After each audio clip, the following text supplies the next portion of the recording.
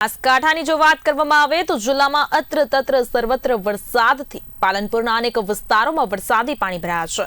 જણાવી દઉં કે ડેરી રોડ પર આદર્શ હાઈસ્કૂલ આગળ વરસાદી પાણી ભરાયા હોવાના દ્રશ્યો સામે આવ્યા છે। તો પાણી ભરાતા વાહન ચાલકો અને રાહદારીઓને મુશ્કેલીનો સામનો કરવો પડી રહ્યો છે।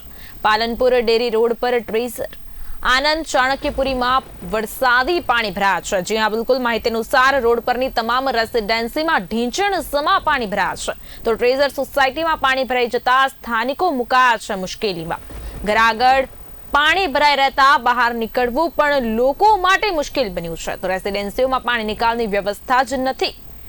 વેરાલેતી પાલિકા સામે લોકોમાં ભારે રોષ ફાટી નીકળ્યો છે। તંત્રને વારંવાર રજૂઆત કરવા છતાં તંત્ર નિંદ્રાધીન હોય તેમ લાગી રહ્યું છે। પાણી નિકાલ માટેની કોઈ પણ વ્યવસ્થા કરતું નથી, જે બાબતને લઈને ભારે રોષ લોકોમાં જોવા મળી રહ્યો છે।